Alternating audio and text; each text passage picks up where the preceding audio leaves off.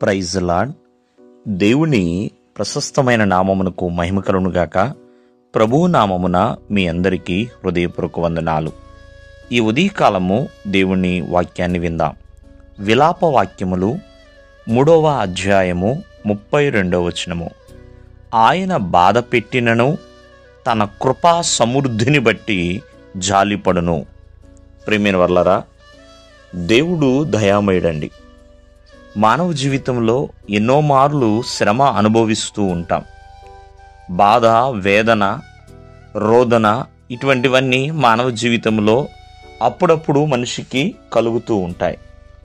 మరి అటువంటి సమయంలో దేవుడు నన్ను విడిచిపెట్టేశాడు అని బాధపడుతున్నారేమో ప్రియమైన వర్లరా.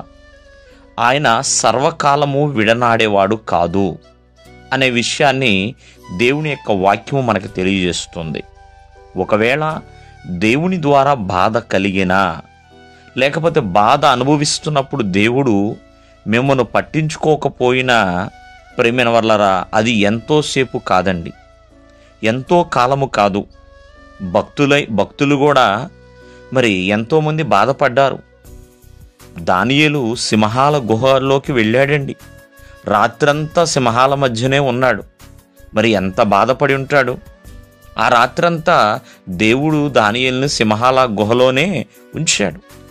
అటువలే దావీదు సౌలు రాజు తరుముతున్నప్పుడు కొండల్లోనూ, గుహల్లోనూ, అడవుల్లోనూ ప్రయాణాలు చేయాల్సిన పరిస్థితి వచ్చింది.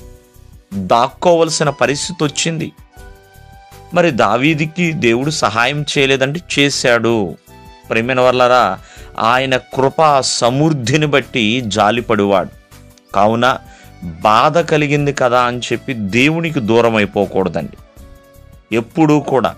ఎందుకంటే ఆయన విడిచిపెట్టేవాడు కాదు. ఒకవేళ శ్రమ కానీ, శోధన కానీ మీ జీవితంలోనికి ఆహ్వానించబడింది అంటే దానిని సంతోషంగా అంగీకరించు. నీ జీవితంలో కలిగి ఉన్న శ్రమను సరైన దృక్పథముతో చూసి ఆ శ్రమలోంచి ప్రభువు తప్పించువాడు. ఆయన కృపా సమృద్ధి కలిగిన దేవుడు. నా పట్ల ఆయన జాలి పడతాడు.